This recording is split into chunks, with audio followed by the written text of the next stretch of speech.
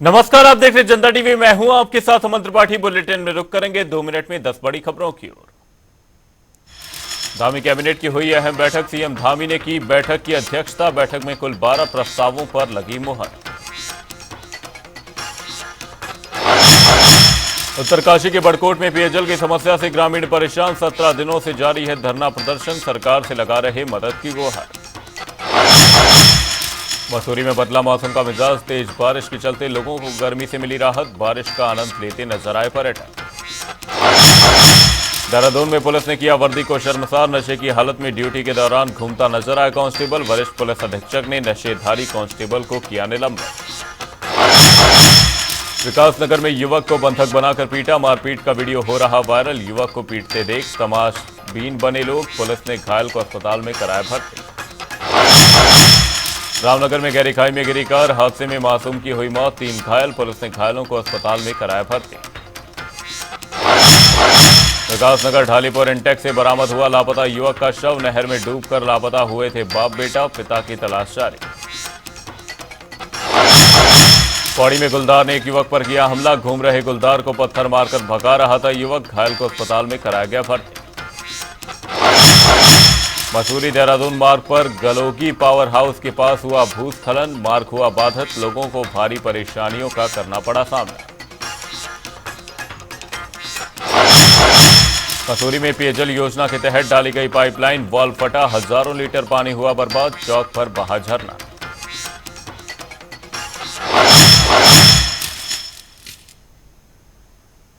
दो मिनट में 10 बड़ी खबरों के बाद अब रुक करेंगे उत्तराखंड से जुड़ी कुछ अहम खबरों की ओर। लोकसभा चुनाव के बाद धामी सरकार की पहली कैबिनेट बैठक राज्य सचिवालय में हुई, जिसकी अध्यक्षता मुख्यमंत्री धामी ने की। कुल 12 प्रस्ताव बैठक में आए, जिसमें शहरी विकास, आवास, वित्त, राजस्व, कार्मिक, नियोजन, उच्च शिक्षा समेत कई अन्य विभागों से संबंधित प्रस्ताव भी शामिल हैं।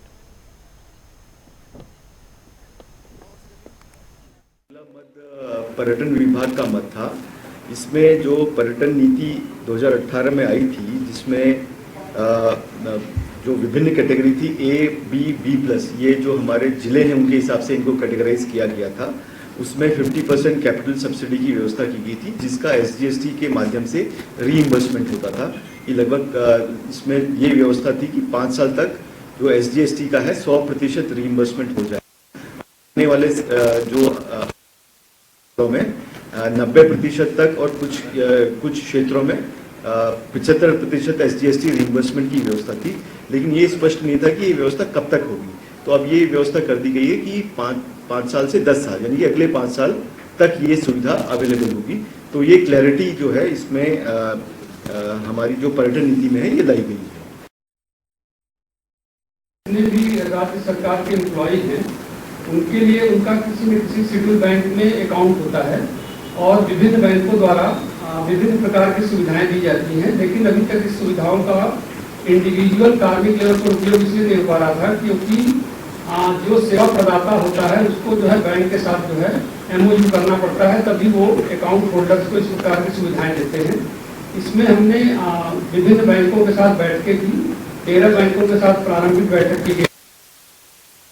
State bank of India, bank of Baroda और यूनियन बैंक और केनरा बैंक, ये 4 बैंक जो है तैयार हो गए हैं। अब इसमें है कि इन बैंकों में जिन भी एम्प्लॉय के अकाउंट होंगे, अभी तक भी हमारा जो सबसे ज़्यादा 65,000 एम्प्लॉय हैं उनका स्टेट बैंक ऑफ इंडिया में जो है अकाउंट है। तो इन बैंकों के द्वारा एक्सीडेंटल बेनिफिट दिए जाएंगे अगर एक्सीडेंट से किसी कर्मचारी की मृत्यु होती है।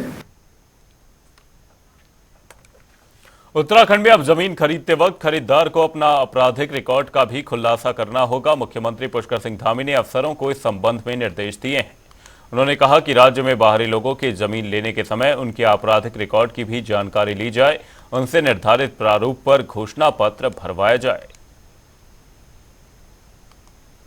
देखिए, पिछले समय में काफ़ी सारी ऐसी बातें आई हैं जिसमें आपराधिक पृष्ठभूमि के लोग या जिनका पहले का जीवन का रिकॉर्ड अच्छा नहीं रहा है, वो आकर उत्तराखंड में बस जाते हैं। फिर उसके बाद आने के बाद यहाँ पर तमाम आपराधिक गतिविधियों को, अन्य कामों को यहाँ पर गलत तरीके से अंजाम देते हैं। तो इसलिए हमने कहा है कि उसके पहले वेरिफिकेशन करेंगे पूरा पुलिस की कोई हिस्ट्री तो नहीं है, कोई हिस्ट्री सीटर तो नहीं रहा है, किसी प्रकार के आपराधिक मामलों में तो नहीं रहा है।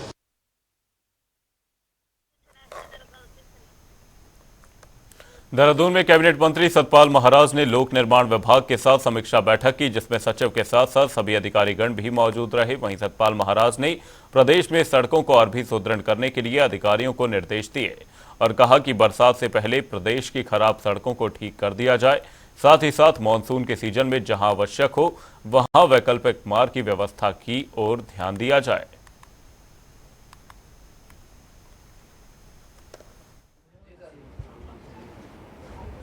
आज लोक निर्माण विभाग की बहुत महत्वपूर्ण बैठक थी, जिसमें सारे अधिकारीगण उपस्थित थे।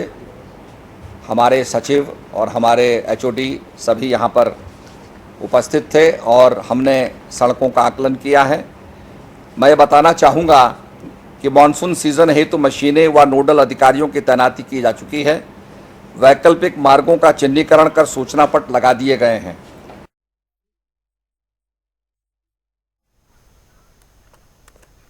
पूर्व केंद्रीय मंत्री साध्वी उमा भारती नैनीताल जनपद पहुंची, जहां उन्होंने बृहस्पति देव के दर्शन पूजन कर आशीर्वाद लिया। उसके बाद बीजेपी नेता ने स्थानीय ग्रामीणों से बातचीत कर कई जानकारियां भी ली।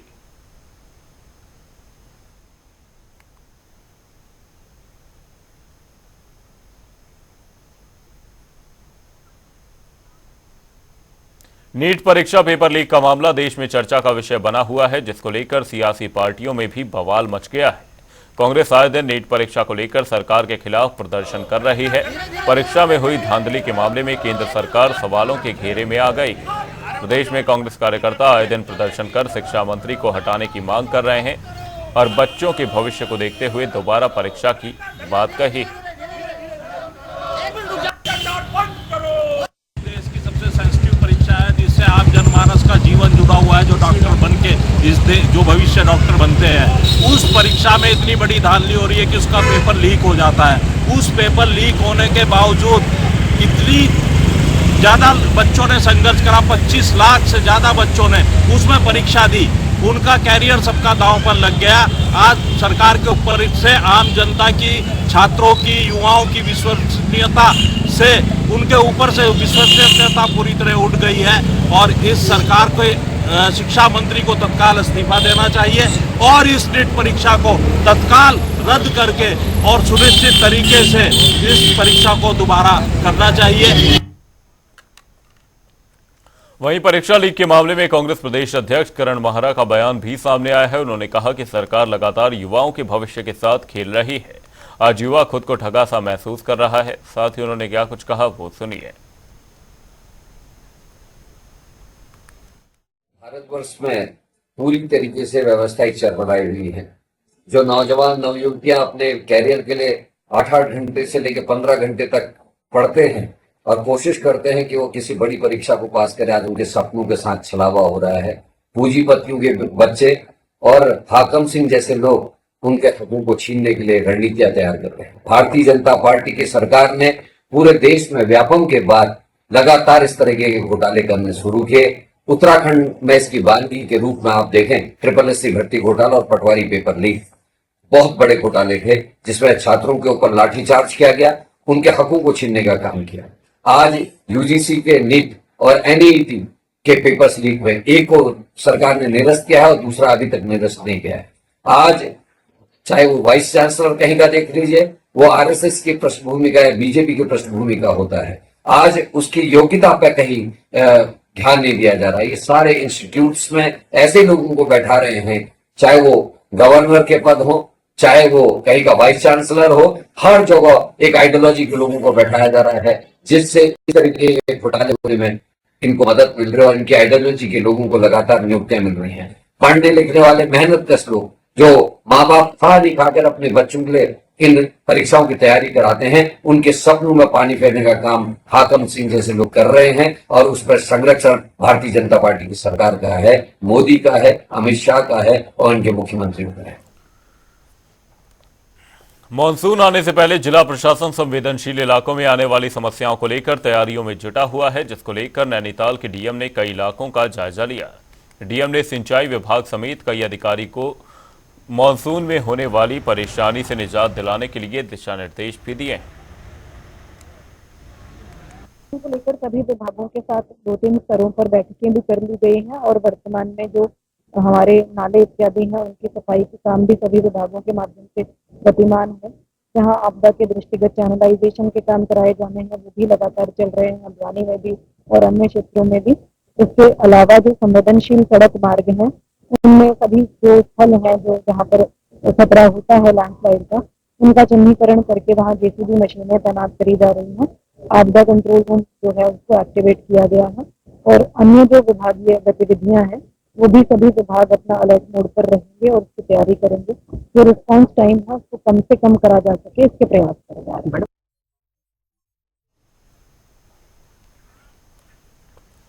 खटीमा में स्थानीय समाज सेवियों और बीजेपी कार्यकर्ता ने छबील लगाकर लोगों को शीतल मीठा शरबत पिलाया, तो वहीं पर्यावरण को हरा भरा रखने और ग्लोबल वार्मिंग से बचाव हेतु लगभग 200 छायादार पौधों का वितरण भी किया। साथ ही छायादार वृक्ष लगाने का संकल्प लेकर लोगों ने आयोजकों का आभार व्यक्त करते हुए इस तरह के कार्यक्रम की सराहना की।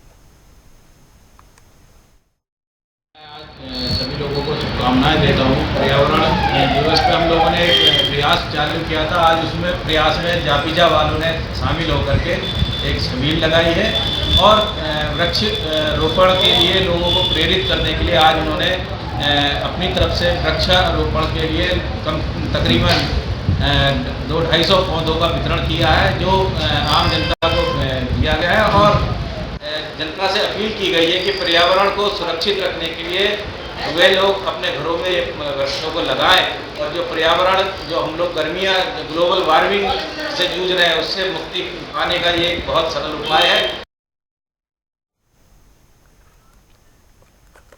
पौड़ी कलेक्ट्रेट के सभागार में जनता दरबार लगाया गया, जिसमें सभी अधिकारी मौजूद रहे। स्थानीय लोगों ने पौड़ी के कूड़ा निस्तारण संबंध, पेयजल और सड़क संबंधी समस्याओं को गढ़वाल आयुक्त के सामने रखा। बैठक में कुल 50 शिकायतें दर्ज की गई, जिसमें से मौके पर 3 शिकायतों का निस्तारण किया गया।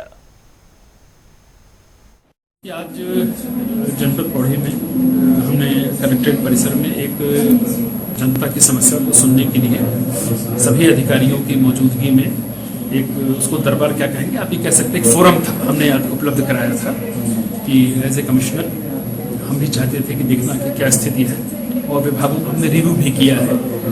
कुल मिलाकर 50 शिकायतें आई हैं और शिकायतें भी हैं, समस्या भी कह सकते हैं, सुझाव भी हैं और उनमें से करीब 7 का तो हमने मौके पर निस्तारण किया है। एक जो सबसे हमें यहाँ शिकायतों में देखने को मिला वो जल जीवन मिशन की योजना को लेकर काफ़ी चीज़ें निकल कर सामने आई हैं। तो इसके लिए हमने डीएम से ये कहा है कि आप हाल फिलहाल 2 या 4 दिन के अंदर जल जीवन मिशन की एक विस्तृत समीक्षा जरूर कर लें। 3-4 प्रकरणों में हमने सीडीओ को भी इंस्ट्रक्शन दिया है कि जहां पर ज़्यादा शिकायतें बड़े प्रकृति की हैं तो वहां पर वो खुद मौके पर जाएं। चारधाम यात्रा के मद्देनजर यात्रा को सुगम, सुरक्षित, सुचारू बनाने और सड़क दुर्घटनाओं पर अंकुश लगाने के लिए पुलिस अधीक्षक अर्पण यदुवंशी लगातार यात्रा मार्गों का निरीक्षण कर रहे हैं। इस दौरान उन्होंने संकरे, संवेदनशील और दुर्घटनाग्रस्त क्षेत्र को चिन्हित कर वहां पर रात और दिन के समय में वाहन चालकों को सजग करने के लिए रिफ्लेक्टर, ब्लिंकर, लैंप, चेतावनी बोर्ड और अन्य आवश्यक कार्य कर रहे हैं।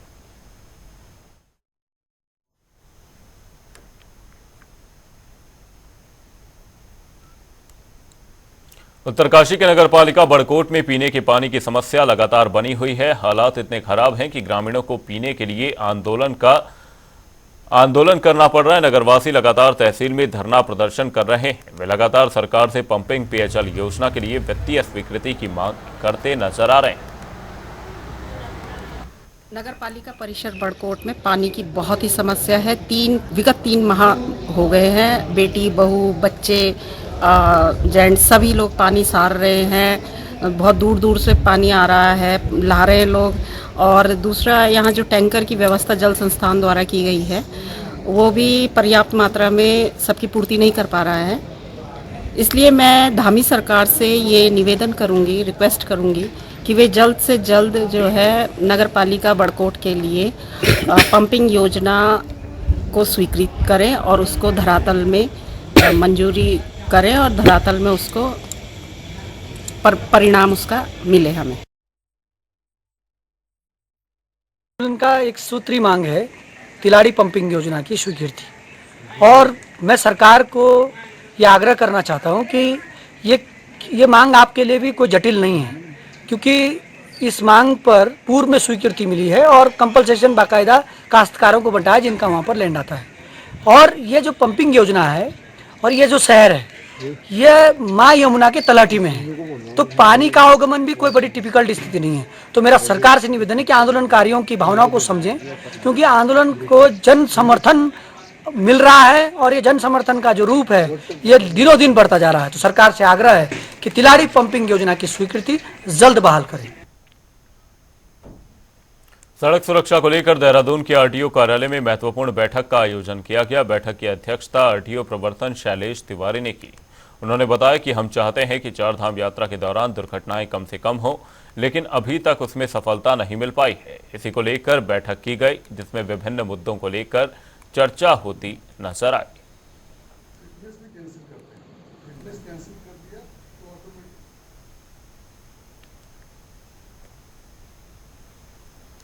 कांग्रेस नेता राहुल गांधी ने लोकसभा चुनाव के प्रचार के दौरान कहा था कि अगर हम सत्ता में आए तो हर साल हर महिला के अकाउंट में 1 लाख रुपए आएगा, और कहा कि हर महीने खटाखट 8,500 रुपए उनके अकाउंट में ट्रांसफर किए जाएंगे। वहीं देश के कई राज्यों की तरह उत्तराखंड में भी कांग्रेस को वोट देने वाली महिलाएं कांग्रेस के कार्यालय पहुंची और 8,500 रुपए की मांग की। साथ ही महिलाओं ने कहा कि हमने तो वोट देकर अपना काम किया है, अब कांग्रेस अपना काम करे। देखिए कांग्रेस दफ्तर पैसे लेने पहुंची महिलाओं से हमारे संवाददाता की एक खास बातचीत।